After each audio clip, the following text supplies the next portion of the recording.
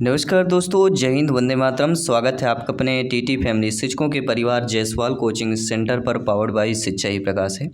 साथियों, आज के हम प्रैक्टिस सेट में बात करेंगे संस्कृत लैंग्वेज के प्रैक्टिस सेट करेंगे, संस्कृत भाषा की प्रैक्टिस सेट करेंगे। ये प्रैक्टिस सेट नंबर 7 है, Sanskrit practice set by Jaiswal coaching centre. इसमें लाटेस्ट हम आपके 15 क्वेश्चंस करेंगे, जिसमें आपके संस्कृत पेडागॉजी के क्वेश्चंस रहेंगे और साथ ही साथ कुछ ग्रामर के भी क्वेश्चन हम यहाँ पे करने वाले हैं। तो ध्यानपूर्वक सभी को समझना है और फीडबैक करना है। बाकी सभी सब्जेक्ट के प्रैक्टिस सेट चल रहे हैं, जिसका आई बटन पे यहाँ पे लिंक आपको मिल जाएगा। क्या आप सभी लोग तैयार हैं इन महत्वपूर्ण क्वेश्चनों को अटेंड करने के लिए? सभी लोग ध्यानपूर्वक समझिएगा। ये क्वेश्चंस प्रीवियस ईयर में पूछा गया प्रश्न था। आइए जानते हैं किस प्रकार से प्रश्न पूछे जाते हैं और किस प्रकार से आपको तैयारी करना है। शिक्षकः कक्षायाम् आदि शंकराचार्यस्य चलचित्रस्य प्रदर्शनं करोति, सः अधिगमस्य कस्य साधनस्य प्रयोगः करोति।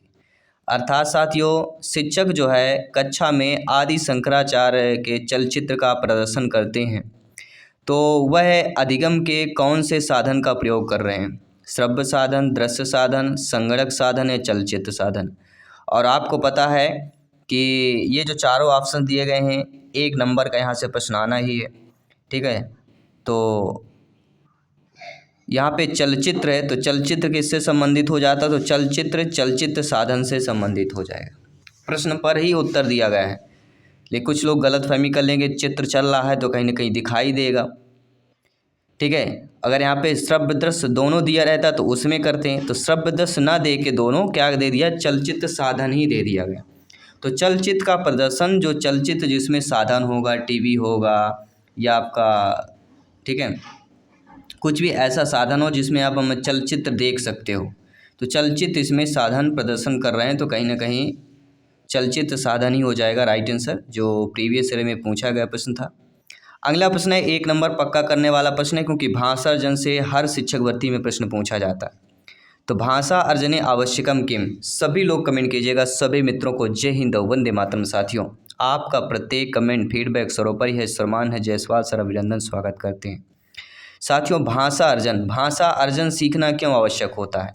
मातृभाषा ज्ञान अवगमनस्य क्रममेकम विद्यार्थीषु कंठस्थीकरणम, तो कंठस्थ करना नहीं होगा, क्रममेकम विद्यार्थी नहीं होगा, और व्याकरण ज्ञानस्य व्यवस्थित प्रयोग ही तथापना कंठस्थीकरण, ये भी नेगेटिव हो जाएगा। बचता है 4th ऑप्शन कि मातृभाषा या तथा द्वितीय भाषा या अवगमन क्रमे मानव मस्तिष्कस्य अंतैः सामर्थ्यम निर्देशति।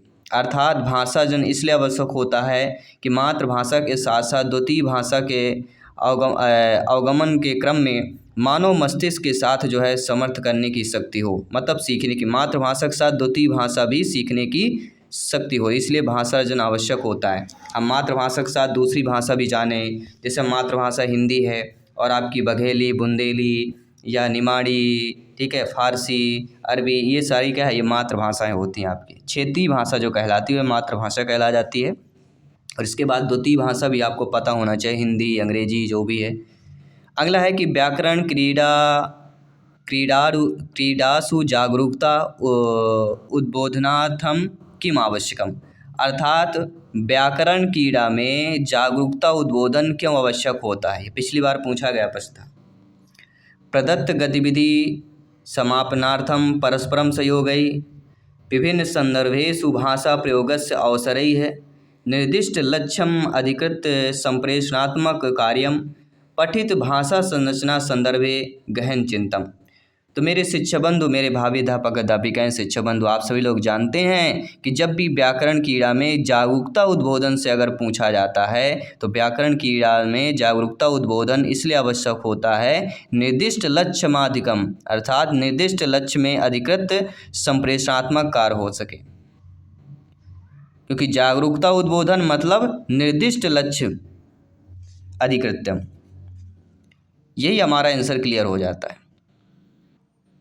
आइए बात करेंगे अगले प्रश्न की। किसी भी प्रश्न पर डाउट हो बेफिक्र कमेंट कर सकते हैं, फीडबैक कर सकते हैं। जिनको संस्कृत में प्रॉब्लम आ रही है, समझने में, पेडागॉजी में दिक्कत आती है, तो उसके लिए हम टॉपर नोट्स ऑलरेडी बना चुके हैं। जिनको भी संस्कृत लैंग्वेज की टॉपर नोट्स चाहिए, आपको व्हाट्सएप करना है 689598 इसमें व्हाट्सएप करेंगे, आपको टॉपर नोट्स का डिटेल मिल जाएगा, जो कि आपके प्रिपरेशन के लिए बहुत ही हेल्पफुल होने वाला है। तो भाषा अर्जन की दृष्टि से असम्यक परिवेश अभिप्राय का क्या होता है। अब देखिए समय और असमय परिवेश दो चीज़ें इम्पोर्टेंट रखती हैं। तो भाषा सीखने की दृष्टि से असम्यक परिवेश का अभिप्राय क्या होता है कि लक्ष्य भाषा प्रयोगे न कीर्ते, यदा कदा अनुवादस्य अपि सहायं स्वक्रियते, कक्षायां छात्राः अपि सक्रियाः भवन्ति, लक्ष्य भाषा पाठन समय मातृभाषायाः प्रयोगे यदा कदा क्रियते।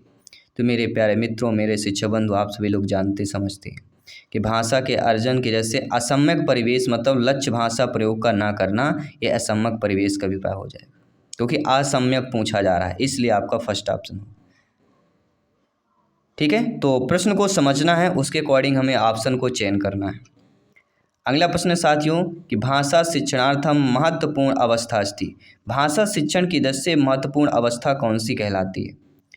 यदा विद्यार्थिनः तार्किक चिंतन युक्ताः भवन्ति, यदा छात्राः अर्थ प्राप्त्यर्थ शब्दकोशान् द्रष्टुं समर्थाः भवन्ति, यदा छात्राः प्रश्नान् प्रष्टुं समर्थाः भवन्ति, यदा बालाः भाषा अर्जने सक्षमाः भवन्ति। अर्थात साथियों, भाषा शिक्षण की दृष्टि से महत्वपूर्ण अवस्था जो मानी जाती है वह यदा बालाः भाषार्जने सक्षमं भवति, जब बालक भाषा अर्जन में सक्षम हो जाता है, वही आपकी भाषा शिक्षण की महत्वपूर्ण अवस्था कहलाती। ठीक है, जब बालक जो है उस चीज़ को सीखने के लिए सामर्थ्य हो जाए। अगला प्रश्न है शिक्षायां भाषा अधिगम प्रक्रिया है अभिवृद्ध्यर्थम तंत्रस्य प्रयोग है कथ्यते। अर्थात साथियों, शिक्षा में भाषा अधिगम की प्रक्रिया में अभिवृद्धि के लिए जिस तंत्र का प्रयोग किया जाता है वह तंत्र का नाम IT, ICT, सूचना प्रौद्योगिकी या संप्रेषण प्रौद्योगिकी होता है। तो शिक्षा में भाषा अधिगम प्रक्रिया के अभिवर्धन के लिए जिस तंत्र का प्रयोग करते हैं उस तंत्र को IT बोला जाता है। First option is the right answer. सभी लोग कमेंट कीजिएगा। संभावित प्रश्न था, ध्यानपूर्वक एक एक क्वेश्चन को समझना है, माइंड की मेमोरी में सेव कर लेना है, क्योंकि एग्जाम को फतह करना है तो हर एक क्वेश्चन इंपॉर्टेंट है साथियों। अगला प्रश्न है भाषा अर्जनेन संबंधम अस्ति। भाषा अर्जन जो है किससे संबंधित है कि भाषा संस्कृत में और हिंदी में भाषा अर्जन से प्रश्न आता ही आता है। 2, 3 या 4 प्रश्न ये संभावित हो सकते हैं। किसी पेपर में 2 प्रश्न आएंगे, किसी में 3 आएंगे, किसी में 4 प्रश्न पूछे जाएंगे। इसलिए इसको ध्यानपूर्वक इस टॉपिक के प्रश्नों को समझिएगा, फीडबैक कीजिएगा कि भाषा अर्जनेन संबंधम अस्ति। भाषा अर्जन की जैसे क्या संबंध होता है। व्याकरण संबंधम अवबोधनम विश्लेषणम च। व्याकरण के संबंध के साथ साथ अवबोधन विश्लेषण, भाषा परिवेश निर्माण, सहज भाषा अधिग्रहण, व्यवस्थानुगुणं पाठ्यपुस्तक पाठनम येन छात्राः स्वप्रयासैः गृहकार्यं कर्तुं समर्थाः भवेयुः, कंठस्थीकरणं पश्चात आवश्यक शब्द प्रयोगैः च। अर्थात साथियों, भाषा अर्जन में सबसे जो संबंध यहाँ पे हुए होता है कि भाषा परिवेश निर्माण सहज भाषा अधिग्रहण। अगर हम भाषा सीखने में अगर उस परिवेश का निर्माण कर लेते हैं, भाषा परिवेश का निर्माण करते हैं, तो सहजता रूप से भाषा का अधिग्रहण कर सकते हैं। इसलिए बी ऑप्शन होगा कि भाषाजन संवर्धनम कब होगा, जब भाषा के परिवेश का हम सहज रूप से निर्माण करेंगे तो अधिग्रहण के लिए सबसे अधिग्रहण मतलब सीखने के लिए बहुत ही अच्छा माना जाता है। तो परिवेश का निर्माण करना, इसलिए हम बोलते हैं बच्चे का परिवेश का निर्माण करें। आप भी पढ़ रहे हैं, आपके आसपास वातावरण अच्छा होगा तो आपको भी पढ़ने में मन लगता है, कोई भी काम हो मन लगता है। वातावरण बहुत इंपॉर्टेंट होता है, इन्वायरमेंट, आपके आसपास का चीज़ें सही होनी चाहिए, माइंड फ्री होना चाहिए। अगला प्रश्न है भाषा अर्जने आवश्यकम। अब भाषा अर्जन के लिए आवश्यक क्या होता है, क्यों आवश्यक है, या भाषा अर्जने आवश्यकम, भाषा अर्जन आवश्यक है। व्याकरण ज्ञानस्य व्यवस्थित प्रयोगैः तथा पदानां कंठस्थीकरणम, मातृभाषा तथा द्वितीय भाषाएं अवगमन क्रमे मानव मस्तिष्क अंतैः सामर्थ्य निर्देशति। मातृभाषा ज्ञान अवगमनस्य क्रममेकं विद्यार्थेषु कंठस्थीकरणं तथा आवश्यक पदानां प्रयोगे। तो मेरे प्यारे मित्रों, जानते समझते हैं कि भाषा अर्जन क्यों आवश्यक होता है। तो व्याकरण ज्ञान के व्यवस्थित प्रयोग और उनके पदों का कंठस्थ करना होगा कि मातृभाषा तथा द्वितीय भाषा अवगमन क्रम में मानव मस्तिष्क अंतः सामर्थ्य निर्देशित, या मातृभाषा ज्ञान अवगमन क्रमे मेकम विद्यार्थेषु। अब ये 4 ऑप्शंस दिए गए हैं, 4 ऑप्शन में क्या सही होना चाहिए। अगर भाषा अर्जन की आवश्यकता की बात करें तो व्याकरण के ज्ञान के व्यवस्थित प्रयोग करना भी इम्पोर्टेंट होता है। पदानाम कंठस्थीकरण, अब पदों को कंठस्थ करना, जो पद होते हैं उनको कंठस्थ कर लेना, या मातृभाषा तथा द्वितीय भाषाएं अवगमन क्रमे मानव मस्तिष्क अंतः समार्थय निर्देश, मतलब मातृभाषा और द्वितीय भाषा के साथ साथ मानव मस्तिष्क के अंतः सामर्थ्य निर्देश करना।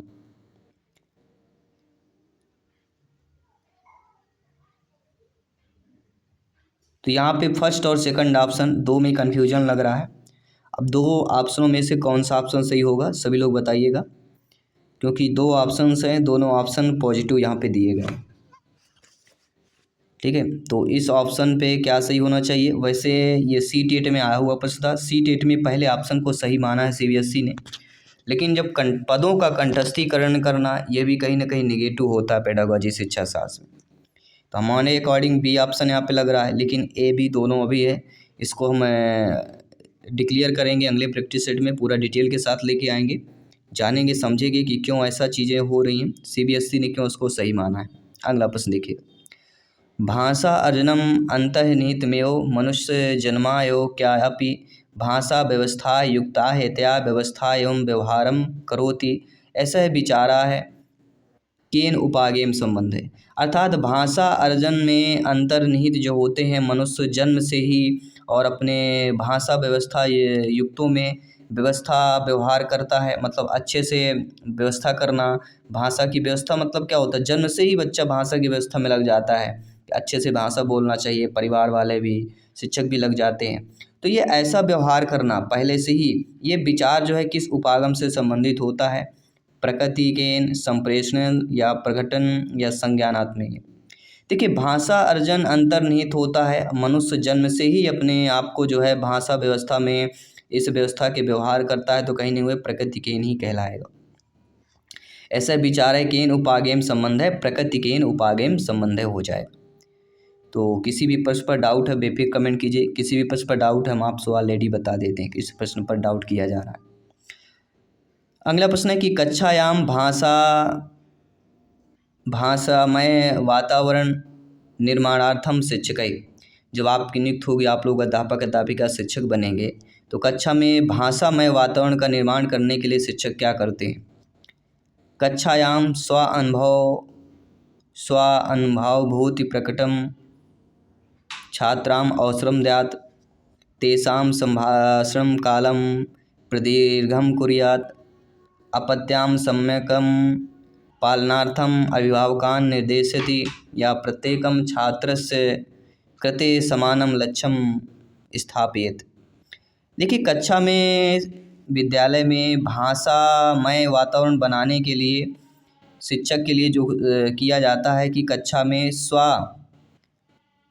ससर स्वानुभूति प्रकटकार्थम छात्राम अवसर, मतलब छात्रों को स्वयं अनुभूति के द्वारा बोलने का अवसर देना, स्वयं उनको प्रकट करने का अवसर देना। तो अवसरम द्यात ये पेडागोजी में बेस्ट माना जाता है, पॉजिटिव ऑप्शन हो जाएगा, इसलिए फर्स्ट ऑप्शन यहाँ पे सही हो जाएगा। इसके बाद आइए जानते हैं अगला प्रश्न क्या कह रहा है कि निम्नलिखितेषु किम मूल्यम संविष्ट कक्षायाम संबंधम नास्ति। ना वाले ज़्यादातर पूछे जा रहे हैं, इसलिए इस प्रकार के प्रश्न ला रहे हैं आप सभी के लिए। तो इनमें से कौन सा मूल संविष्ट कक्षा से संबंधित नहीं है, यानी इनमें से जो मूल्य दिए गए संविष्ट कक्षा से कौन कौन से संबंधित होंगे। सहयोग होगा, परस्पर सहायता होगा, सहानुभूत होगा, लेकिन समानुभूत नहीं होगा। तो समानुभूत जो मूल है संविष्ट कक्षा से आप संबंधित नहीं होगा, बाकी ये तीनों हो जाएंगे। तो ये भी आपको पता चल गया कि संविष्ट कक्षा से संबंधित क्या क्या होता है, सहानुभूत होती है, परस्पर सहायता होती है, सहयोग भी होता है। ठीक है, आइए बात करते हैं अगले प्रश्न की। अगला प्रश्न है प्रारंभिक स्तरे कुत्र बलम भवत, प्रारंभिक स्तर में किस पर बल दिया जाता है। वाचन लेखन में, लेखन भाषण में, श्रवण भाषण में, वाचन श्रवण में। और आपको पता है ऐसा प्रश्न है जो 4 ऑप्शन दिए गए, इनमें से एक प्रश्न पूछा ही जाना है, यानी 1 नंबर यहाँ पे पक्का है आपका। तो प्रारंभिक स्तरे कुत्र बलम भवेत, तो श्रवण और भाषण, सुनना और बोलना, ये चीज़ आपको ध्यान रखना। अगला प्रश्न है व्याकरण कथम पठनीयम, व्याकरण कब पढ़ना, किस प्रकार से हम पढ़ते हैं। नियमई है, संदर्भगत अभ्यासेन, स्पष्ट व्याख्यानेन, लिखित कार्येण। तो व्याकरण कथम पठनीयम, व्याकरण जो है कैसे पढ़ते हैं, तो संदर्भगत अभ्यासेन, व्याकरणम संदर्भगत अभ्यासेन पाठनीयम। B option is the right answer. बहुत अच्छा प्रश्न पूछा गया था। आइए जानते हैं अगला प्रश्न क्या कह रहा है कि प्रारंभिक स्तरे अधिकाधिक भाषाभ्यासई है कारणीय है, एन बाला है लक्ष्य भाषा व्यवहारे निपुणा भवेयु। यानी प्रारंभिक स्तर में अधिकाधिक भाषाभ्यास करने से बालकों में लक्ष्य भाषा व्यवहार में निपुणता होता है, तो उसे प्रवाह रूपेण सृजनात्मकता ही है, समुचित रूपेण या भूयो भूय ही बोला जाएगा। क्या यहाँ पे कह सकते हैं इसको हम, तो आप सभी लोग जानते हैं प्रारंभिक स्तर मतलब कक्षा 1 से लेकर 5 तक के बच्चों में अधिकाधिक भाषा अभ्यास करने से जो बालकों में लक्ष्य भाषा का व्यवहार में निपुणता आती है उसे समुचित रूपेण बोला जाता है। Third option is the right answer हो जाएगा। अगला जो प्रश्न दिया जा रहा है कि प्रोफेसर यशपाल समिति द्वारा भारम बिना अधिगमन इति नाम्नि प्रतिवेदने कंचित अनुशंसनानि कृतानि निम्नलिखित किम अनुशंसनम न। कौन सा अनुशंसन यहाँ पे नहीं होगा ये बताना। तो प्रोफेसर यशपाल के द्वारा जो भार बिना अधिगम का टॉपिक है, इसमें प्रतिवेदन में जो नाम मात्र की अनुशंसनानि कृतानि यानी नाम मात्र की अनुशंसा की बात की गई है, तो इनमें से कौन सा अनुशंसा नहीं होगा, ये आपके 4 ऑप्शंस दिए गए हैं। मेरे प्यारे मित्रों सभी लोग जानते हैं कि छात्रों में भारयुक्त शूतम ना कुर्वते बिल्कुल सही है। गृह कार्यस्य मात्रा है न्यूनी भवेत, ये भी आपका अनुशंसा नहीं है।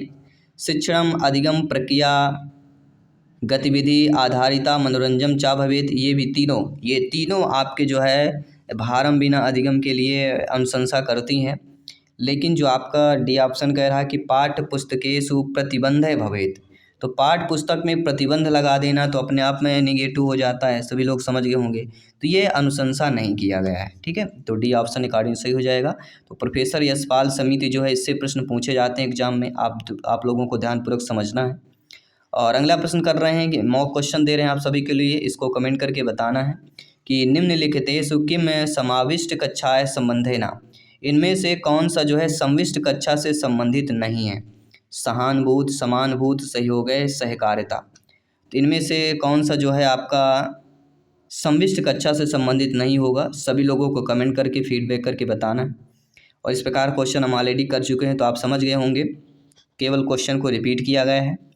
तो 15 क्वेश्चनों में से पेडागॉजी क्वेश्चनों में आज ग्रामर क्वेश्चन नहीं कंबाइन किए गए हैं, केवल पेडागॉजी क्वेश्चन किया हमने। तो आई होप सभी लोग समझ गए हों अच्छे तरीके से। और इसी तरह प्रिपरेशन करने के लिए डेली आप प्रैक्टिस सेट आती है, प्रैक्टिस सेट का प्लेलिस्ट बना दिया गया है। वर्ग 3 पात्रता परीक्षा 2024 का प्लेलिस्ट मिलेगा, जहाँ सारे सब्जेक्ट के एक छत के नीचे आपको सभी सब्जेक्ट के प्लेलिस्ट मिलेंगे।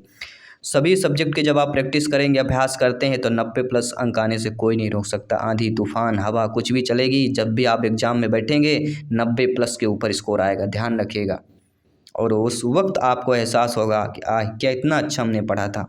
और यही चीज़ें आप कीजिए। जिनका अगर संस्कृत में कम है, कहीं ना कहीं चीज़ें अगर आपको लग रहा है कि हमें कमज़ोर है, तो टॉपर नोट्स अवश्य मंगाइएगा। टॉपर नोट्स का आपको नंबर दिया गया है, व्हाट्सएप मैसेज कीजिए, टॉपर नोट्स मंगवा लीजिए, जिससे आपको प्रिपरेशन में बूस्ट मिलेगा। और आपके जो अंदर से कहते हैं ना, जब हम अंदर से वीकनेस समझते हैं तो हमारा बॉडी भी उसी तरह जो हमें रिएक्ट करता है, ठीक है, प्रकट करता है। तो हमें अंदर से मजबूत बनाना है, तो नोट्स वगैरह बना लीजिए और पढ़ लीजिए, ताकि अब आपके मन में होना चाहिए कहीं से प्रश्न आए आपसे बनना चाहिए। ठीक है, इसलिए हर दिक तरह से आपको प्रिपेयर रहना। जय हिंद, वंदे मातरम। मिलता हूँ आपकी 7 PM पे प्रैक्टिस सेट पर। जय हिंद, धन्यवाद सभी।